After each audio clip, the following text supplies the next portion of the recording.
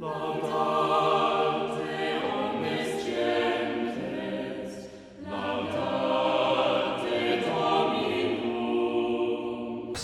네, 시작했어요.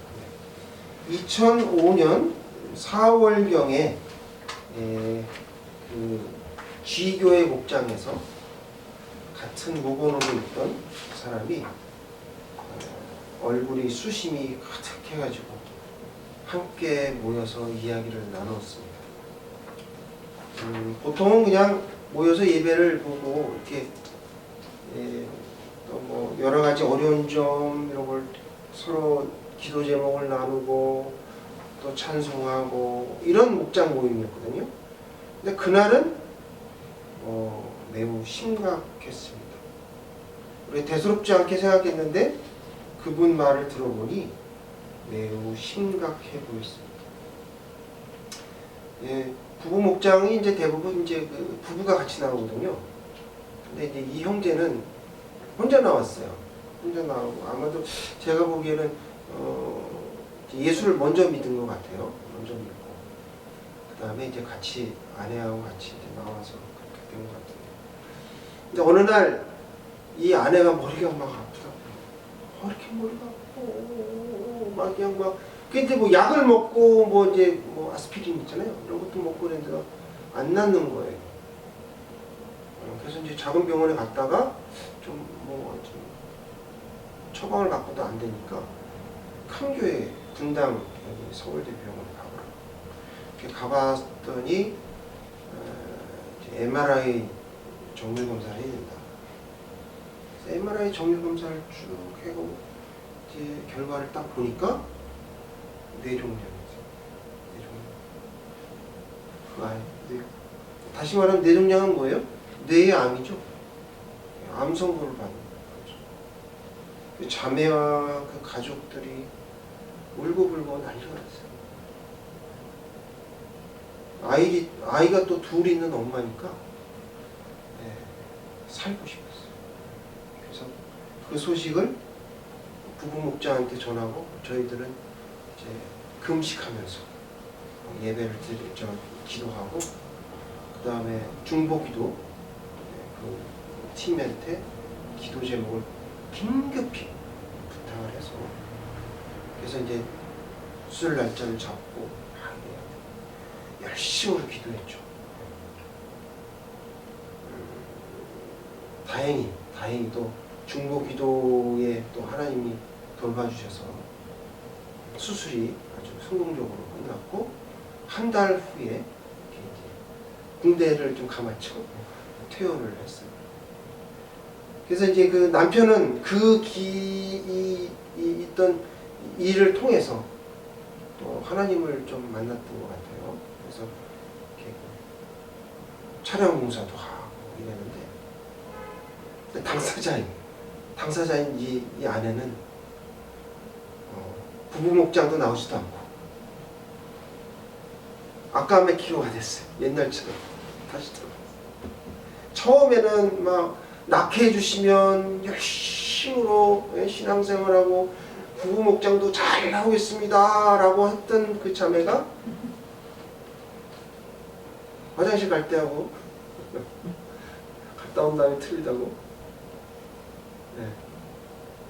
교회를 주의 성수는 잘 지키는지 모르겠어요.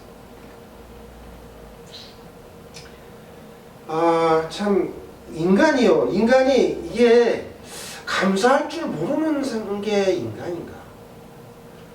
우리 속담에도 뭐 머리 검은 사람은 돌보지 말라 뭐 이런 그런 말도 있긴 한데 뭐 그건 뭐 속담이고요. 뭐 까치도 짐승도 이렇게 자기 보호를 위해서 그렇게 한 예가 있지 않습니까? 근데 이 자매는 어쨌든 영문에 관한 부분도 관심이 없어. 영적 차원에서 우리가 한번 봅시다. 영적 차원에서 봤을 적에 하나님 보시기에 이거 참 더 고생하고 더 좀 정말 죽기 바로 일보 직전 때에 하나님께서 싹 살려주셔야 이 사람이 예수를 믿을까요? 아니면 하나님이 그냥 그 사람 고쳐주고 그가 돌아오기를 기다리시는 것이 나았을까요? 사람에 따라 틀리죠. 근데 이번 경우는 그랬습니다. 우리가 참 하나님이 주신 우리 건강이 있어요. 여러분 이렇게 예배에 참석해서 하나님 말씀을 듣는 것이 은혜라는 것을 사실 몰라요. 당연한 걸로 생각해요. 당연하지 않습니다. 절대 당연하지 않아요. 어떤 사람은 잠을 잘 자요. 뭐 그냥 침대에 들어놓기만 하면 코 골고 자는 사람 있죠? 안 그런 사람도 많아요. 약을 먹어도 못 자는 사람이 있다니까요. 그게 저예요. 자는 게 왜 이렇게 힘든가? 뭐 의사는 다 나이 먹으면 그렇게 된다라고 갱년기다 이렇게 얘기합니다. 그래서 하나님 그런 줄 알고 그렇게 하는데 지난번에도요 잠을 한숨도 못 자고 설교한 적도 있었어요. 지지난주인가요? 모르셨죠? 모르셨어요. 아는 사람 한 사람 있었어요. 그러니까 건강에 대해서 또 하나님이 이렇게 주신 시간에 대해서 물질에 대해서 인간은 감사하지 않아요. 오히려 가진 것이 적다고 하나님께 불평불만하죠. 우리가 이 땅에서 잘 먹고 잘 살고 뭐 좀 큰 집에서 비싼 아파트에서 넓은 평수에서 산다고 그게 행복한 게 아닙니다. 영혼에 관한 관심은 그냥 저기 장롱 속에 팍 쳐박아 놓고 전혀 영혼 구원과는 동떨어진 그런 삶을 사는 게 대부분의 인간이 아닌가 생각합니다. 그러니까 하나님의 은혜를 모르는 백성, 또 하나님의 말씀을 순종하지 않은 백성은 교회 다닌다 해도 참 천국 가기 힘듭니다. 그래서 구원의 참된 조건은 어떤 것이 있을까? 오늘 설교 제목인데요. 구원의 참된 조건은 어떤 것이 있을까? 우리가 생각해보는 시간을 갖도록 하겠습니다. 구원의 참된 조건을 가지려면 어떻게 해야 할까요? 오늘 본문을 통해서 우리에게 주시고자 하시는 하나님의 말씀입니다. 첫째, 절대적으로 순종하는 사람이 되어야 합니다. 따라해볼게요. 절대적으로 순종하는 사람이 되어야 합니다. 살아계신 하나님의 말씀입니다. 14절을 함께 봉독하겠습니다. 14절입니다. 시작. 보시고 이르시되 가서 제사장들에게 너희 몸을 보이라 하셨더니 그들이 다가가 깨끗함을 받은지라. 자, 본문 말씀은요 누가복음의 특수 자료예요. 그러니까 사복음서에서 예수님의 말씀을 다 기록했지만 누가가 기록한 이 사건은 누가에만 나옵니다. 다른 복음에는 없어요. 자, 여러분 누가가 직업이 뭐죠 원래? 예수님이 부르시기 전에? 의사예요. 의사. 닥터. 닥터라서 이 누가는 예수님이 치유하신 거, 병을 낫게 하신 거를 소상히 꼼꼼하게 하나도 빠짐없이 적었어요. 근데 다른 복음서는 그렇지 않죠. 생각을 해보세요. 내가 의사인데 어떻게 내가 고치지 못했던 그 소경이 눈을 뜨고 안진뱅이가 일어나고 오늘같이 이런 나병 환자가 나았단 말이에요. 그러니까 누가는 예수님이 돌아가신 후에 이게 AD 50년에서 60년경에 쓰여졌거든요. 그때까지 못 읽는 거예요. 그러고 나서 그때 써졌습니까? 예수님이 십자가 돌아가신 게 아니죠. 이게 AD니까 그러니까 30년 빼면 20년. 그러니까 20년 후의 일들을 소상하게 기억하고 있다가 기록했다. 특히나 이런 병에 관한. 그러니까 나병환자는 그 당시에 불치병이었어요. 고칠 수가 없었어요. 지금도 뭐 없죠. 고칠 수가 없어요. 병 전에 무슨 뭐 할 수 있는 게 아니죠. 여기 저 실로암 그 날 때부터 소경인 사람이 있었잖아요. 예수님께서 진흙에 땅에다 침을 뱉어가지고 진흙을 만드셔서 눈에다 이렇게 바르시죠. 그리고 뭐라고 하세요? 가서 씻으라. 네. 그때 거기에 이제 성전 쪽에 있는데 가서 실로암 연못에 가서 눈을 씻으라고 했어요. 근데 소경이 예? 자기가 가는 길만 가잖아요. 거기 성전에 있는데 제가 성지순례 가보니까 이게 언덕으로 이렇게 밑으로 돼 있어요. 그러니까 성전은 여기예요. 근데 그 어려운 길을 내려가야 돼요. 언덕이. 네. 내려가서 저 밑에 가서 실로암 연못에 가서 눈을 씻어야 되거든요. 그런데 순종하잖아요. 가서 눈을 씻었더니 이거는 날 때부터 소경이에요. 누가는 그걸 고친다는 건 생각도 못해요. 지금은 어때요? 지금도 돼요?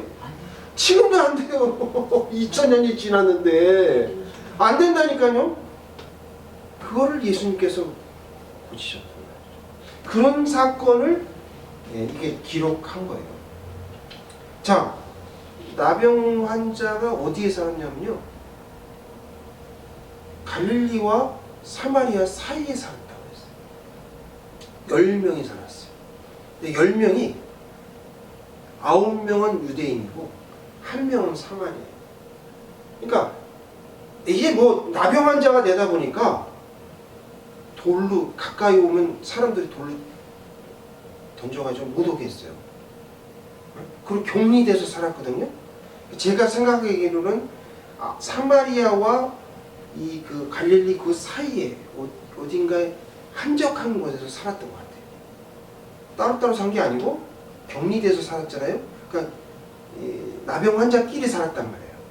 그러니까 그 10명이 그 주위에서 농사짓고, 특히 여기 티베리아라고 해요. 갈릴리를 크게 나누면 북부 갈릴리, 남부 갈릴리가 있는데 이 서쪽은 티베리아스라고 해서 이방인들이 많이 살았어요. 이방인들이 유대인들은 먹지 않는 뭘 먹었느냐? 돼지고기를 먹었어요. 돼지고기. 그러니까 유대인들은 돼지 안 키우죠. 근데 나중에 그 거라사에 보면 돼지가 2000마리가 예? 낭떠러지 이제 떨어지는 그 사건이 일어나잖아요. 그 주위에 그거를 이제 이 사람들이 같이 열면서 키우면서 연명을 한 거예요. 그런데 어느 날 이런 소문이 들리는 거예요. 야, 그 나사렛에서 어떤 젊은 청년이 있는데 그 사람이 뭐 예루살렘을 왔다 갔다 하면서 말씀을 전하면서 아니 뭐 안진뱅이도 일으키고, 예? 아까 말씀드렸던 소경도 눈을 뜨게 하고 중풍병자도 일으켰대. 그런 소식을 들은 거예요. 그래서 이제 이 사람들이 자신도 예수님한테 한번 찾아갈까 생각했죠. 근데 그렇게 함부로 할 수가 없었어요. 왜 그랬을까요? 나병 환자니까. 이스라엘 그 예루살렘에 갔다가는 돌에 맞아 죽어요. 이게 왜냐면 전염성이 있었단 말이에요. 나병 환자. 얼굴은 막 다 일그러지고 이런 숄로 이렇게 얼굴을 가렸죠. 손은 이렇게 뭉그러져가지고 못 써요. 이게 뼈가 떨어져 나가는 마디마디가 툭툭툭툭툭 떨어져. 코도 떨어져. 근데 이게 통증이 없어. 코도 비틀어지고 눈도 막 이렇게 빠지고 통증이 없어요. 그게 바로 나병 환자인데 예수님이 그걸로 지나가신다 라는 얘기를 들었어요. 그래서 쫓아갑니다. 열매. 그래가지고 가까이는 못 가고 큰 소리로 멀리 서서 멀리 서서 뭐라고 얘기해요? 우리를 예수 선생님이요. 예수 선생님이요, 우리를 불쌍히 여기소서. 멀리 서서 그랬더니 예수님께서 유심히 쳐다보셨어요. 유심히 쳐다보시면서 멀리 서서 들리게 큰 소리로 말씀하셨어요. 뭐라고 하셨습니까? 여기 나와 있죠? 보시고 이르시되 제사장들에게 너희 몸을 보이라, 이 말씀하셨어요. 너희 몸을 보이라. 예수님께서 다가가셔가지고 손에다가 안수를 한 것도 아니고, 또 뭐예요? 눈에, 소경처럼 눈에다가 침을 발라갖고 흙에 진흙처럼 만들어서 그 부위에 바르신 것도 아니에요. 단지 제사장한테 가서 보이라, 이 말씀하셨어요. 이 말씀은요, 예수님께서 직접 치유한 것이 아니고, 예수님께서 낳기 전에, 그러니까 이제 이런 레위기서부터 그런 말이 쭉 돼 있는데, 예전에도 출애굽기 당시에도 나병 환자가 있었어요. 나병 환자가 있어갖고 나병이 낫게 되잖아요. 그러면 어떻게 돼요? 제사장한테 찾아가요. 제사장한테 찾아서 저 나병이 이렇게 해서 마디가 끊어지긴 했지만 더 이상 전이가 안 되고 우리처럼 코로나 판정을 딱 나았다는 걸 판정을 받은 거죠. 그래야 어떻게 해요? 사회에서 같이 복귀를 해갖고 일을 할 수도 있고 같이 가족하고 살 수가 있는 거예요. 그렇게 했는데 예수님이 낫지도 않았는데 가서 보이라. 그래서 그 말씀을 나병 환자가 믿고 어떻게 해요? 갔습니다. 이 말씀을 좀 이렇게 우리가 구약을 찾아보니까 왕하 5장 10절, 열왕기 하 5장 10절 주보 뒷면에 있어요. 저기 보면 우리가 잘 아는 나하만 장군 이야기가 나옵니다. 다 함께 읽어볼게요. 시작. 엘리사가 사자를 그에게 보내 이르되 너는 가서 요단강에 몸을 7번 씻으라. 내 살이 회복되어 깨끗하리라 하는지라. 아멘. 요단강이 어떤 데입니까? 지금도 제가 가서 저도 똑같이 7번을 들어갔다가 나갔다, 이 마음을 가지고, 나하만 장군의 마음을 가지고 그렇게 했는데 물이요 깨끗하지 않아요. 황토분이에요. 그렇게 깨끗한 물이 아직 그런 물이 아닌데, 그런 데를 누가요? 아람 왕 군대 장관이었잖아요, 이 사람. 근데 그때 당시에 쉽게 얘기하면 이스라엘을 점령했던 그 아람 왕이 권세가 아람 왕 다음으로 높았던 두 번째 2인자였던 이 나하만이 엘리사를 찾아가잖아요. 엘리사를 찾아가서 병 낫기를 간구하는데 자기 몸에다가 이렇게 안수를 하든지 무슨 성수를 뿌리든지 이렇게 했어야 되는데 그렇게 안 하고 어떻게 했어요? 문전박대를 당하죠. 그러면서 엘리야가 뭐라 그래요? 야, 너 요단강에 가서 7번 오늘 담가봐. 그럼 날 거야. 이 말만 하시거든요. 이게 비슷하죠? 예수님 말씀하신 거 똑같이. 응? 그랬더니 나하만이 어떻게 했어요? 무조건 순종하고 가서 물을 담굽니다. 한 번 담그고 일어났어요. 아무 일이 벌어지지 않았어요. 또 담궈요. 두 번. 아무 이상 없네. 또 이렇게 했겠죠. 그런데 7번을 딱 하고 일어나자마자 성경에 보면 피부가 어린아이처럼 해져 깨끗하게 나. 그런 기적이 일어났어요.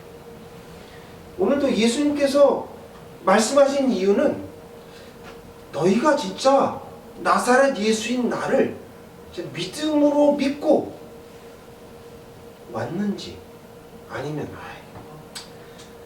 낳게 하면 감사하고 아니면 말 이런 마음으로 왔는지를 하나님께서 예수님께서 시험하신 거예요.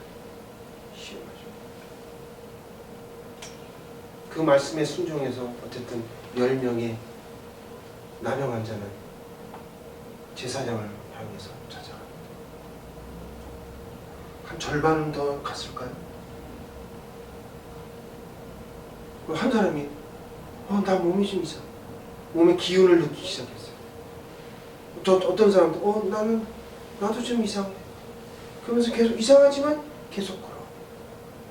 가다가 보니 이 몸이 원래 상태로 변해지고 짓물렀던 그 피부가 하얘지. 구부러졌던 손이 원상태로. 그냥 멈춘 게 아니고 원래 상태로. 부러졌던 뼈도 다시 원상태로 나음을 받게 됩니다.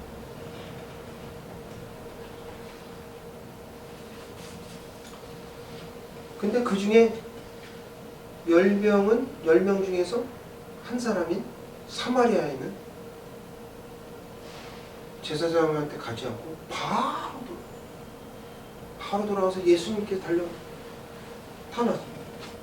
너무 기뻐서 예수님께 가서 다윗의 자손 예수여 당신은 우리의 구세주입니다.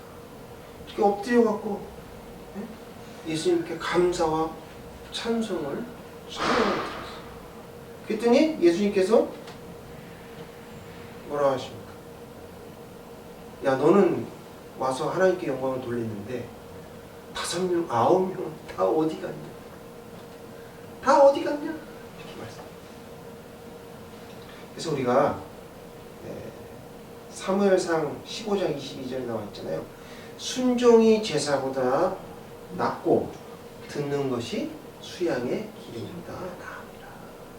성경에 이렇게 기록되어 있어요. 그러므로 우리는 절대적으로 순종하는 하나님 말씀에 순종하는 사람이 되어야 한다라고 말씀하십니다. 둘째로 감사와 믿음의 열매를 맺어야 합니다. 따라해 볼게요. 감사와 믿음의 열매를 맺어야 합니다. 라고 말씀하십니다. 거룩하신 하나님의 말씀입니다. 16절, 18절을 다 같이 읽어보겠습니다. 시작.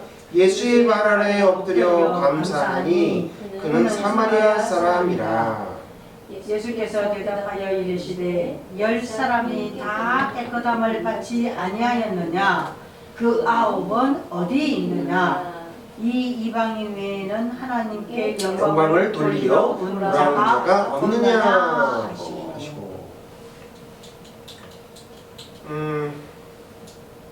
참 저는 이해가 안 가는 부분 중에 하나예요. 왜 다 같이 예수님의 말씀을 순종해서 나병이 나았는데 왜 9은 예수님께 들어와서 감사와 찬양을 하며 하나님께 영광을 돌리지 않았을까? 생각해 보셨나요? 이게 참 저는 이게 생명의 은인인데 이렇게 배은망덕할 수 있을까? 사람이 원래 그런가요? 그렇진 않은 것 같은데. 물론 한 명이 왔으니까 다 그런 건 아닌 것 같은데. 환자라서 그랬나? 마음의 병까지 걸린 건가? 어떻게 이렇게 입을 싹 닫고 오지 않고 있었을까? 그렇게 하면 안 되죠? 그렇게 하면 안 돼요. 근데 오늘 이 말씀을 제가 깊이 묵상하면서 요한복음 9장 22절을 보게 됐습니다. 주보 뒷면을 볼게요. 다 함께 읽어보기 시작. 그 부모가 이렇게 말하는 것은 이미 유대인들이 누구든지 예수를 그리스도로 신뢰하는 자는 출교하기로 결의하였으므로 그들을 무서워합니다. 이 출교가 뭔지 아시죠? 네, 그러니까 유대인들은 다 이제 유대교를 믿기 때문에 출교를 당한다. 그거는 이제 사회로부터 이제 쫓겨난다, 벗어난다 이런 뜻이죠. 날 때부터 소경이었던 사람이요. 예수님이 이렇게 침을 뱉어서 진흙을 만들어서 이렇게 낳게 하니까 말이 안 되는 거예요. 말이. 그러니까 이 바리새인들이 어떻게 날 때부터 소경인 사람이 나냐 믿질 않았어요. 그래서 어떻게 해요? 여기 요한복음에 보면 부모를 찾아가요. 부모한테 야 진짜 날 때부터 얘가 소경이었어? 그래서 실로암 소경을 얘기하는 거죠. 그랬더니 날 때부터 소경인 건 맞아요. 맞는데 저가 저렇게 됐는지는 그 사람한테 물어보십시오. 내 아들한테. 내 아들한테 물어보세요. 그래서 또 바리새인이 가죠. 그래갖고 그러니까 왜 그런 일이 벌어졌는가가 바로 이거예요. 그러니까 출교당하는 거를 두려워한 거죠. 사회로부터 격리. 그러니까 이 9명은 나병이 났으니까 얼마나 기쁘고 좋아요. 그런데 그 다음에 또 출교를 당해서 사회로부터 격리될까봐 그게 두려웠던 거예요. 그래서 쉬운 길을 선택한 거죠. 편한 길을 선택한 거예요.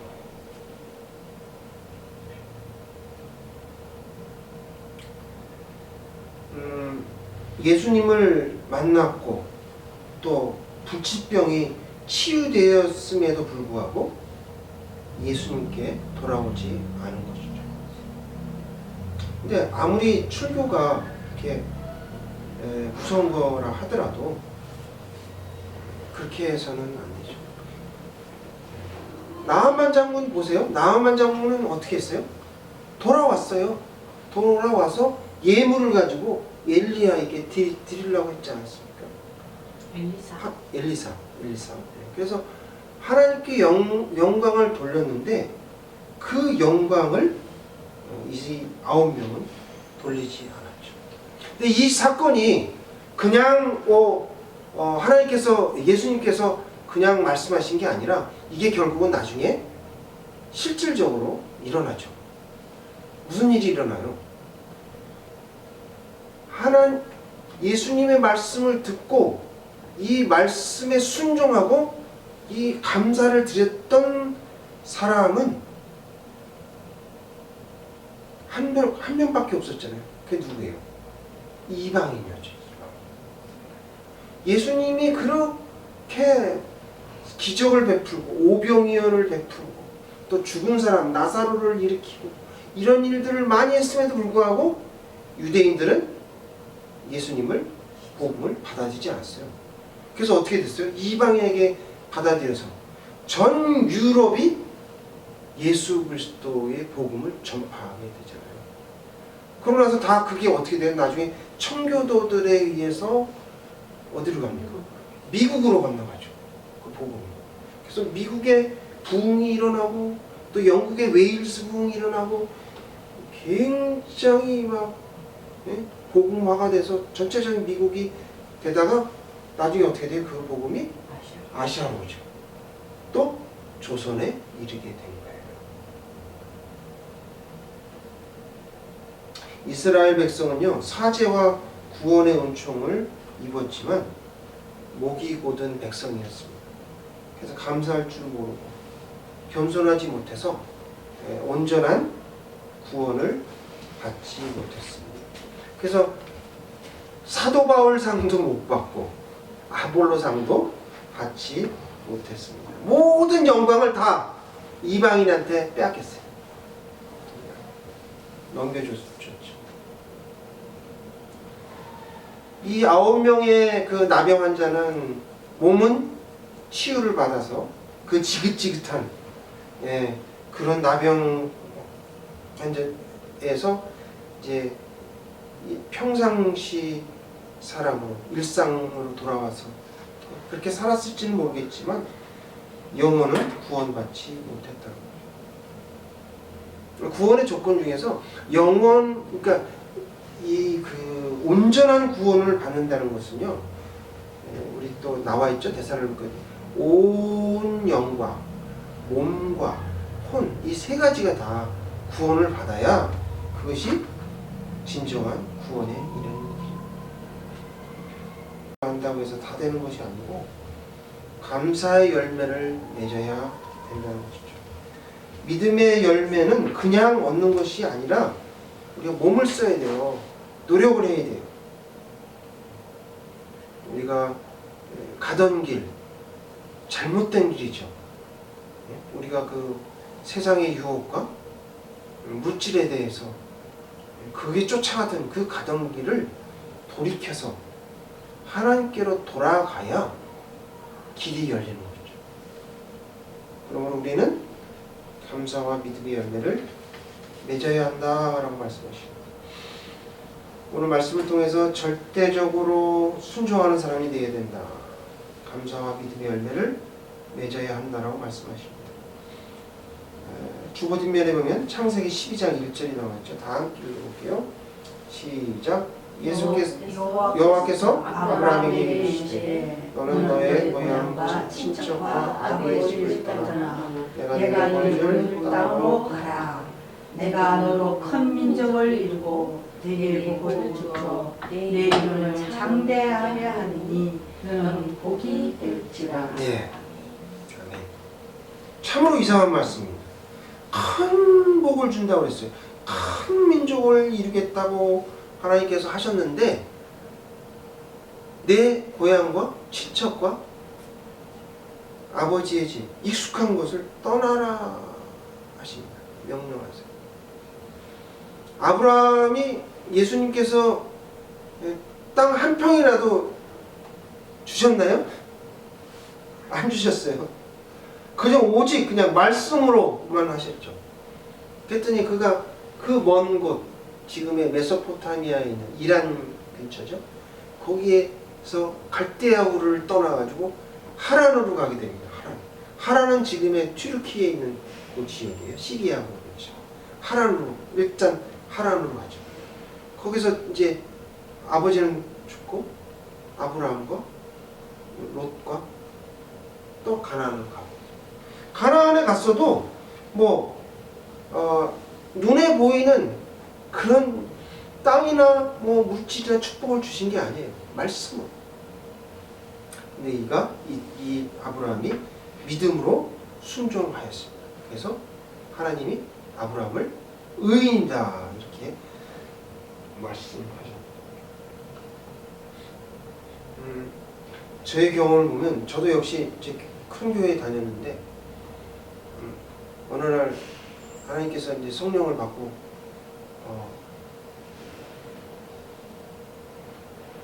하나님이 저보고 그 교회를 떠나라 이렇게 하세요. 그분을 만나면 이상하게 되죠. 그분을 만나면 이상하게 돼요. 그래서 말씀에 순종해서 배영교회의 편안함과 익숙함과 같이 지내던 목장 식구들을 다 두고 그 교회를 떠나게 됐습니다. 하나님께서는요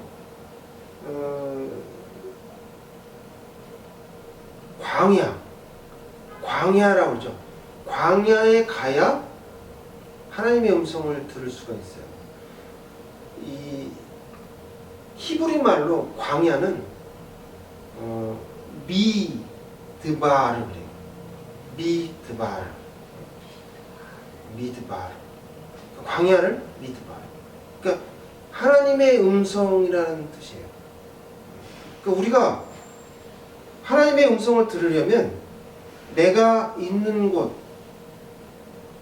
내가 익숙한 곳, 그런 곳을 떠나야 됩니다. 내가 안주하고 있는 이 곳을 떠나야 하나님의 음성을 들을 수가 있습니다. 나중에 우리 교회가요, 만약에 이제 크게 돼가지고 성도가 많아지고 이제 안정되잖아요. 그럼 또 하나님께서 저보고 뭐라고 하실지 또 여기를 떠나라 라고 하실 수도 있어요. 또 튀르키예를 가든지 아니면 저 케냐를 가든지 베트남을 가든지 그렇게 말씀하실 수도 있다는 거죠. 그래서 내 고향과 친척과 아비집을 떠나라 이 말씀은 진리의 말씀이에요. 하나님을 만나려면 그렇게밖에 할 수가 없는 거죠. 1950년도에 영국의 부흥을 이끌었던 웨스트민스터 교회의 로이스 목사님이라는 분이 계세요. 그분은 우리가 이제 지금도 위대한 설교자라고 말씀하거든요. 이 웨스트민스터 그 교회에 하루에 그러니까 모이는 예배 드리는 사람이 4,000명이 넘는데요.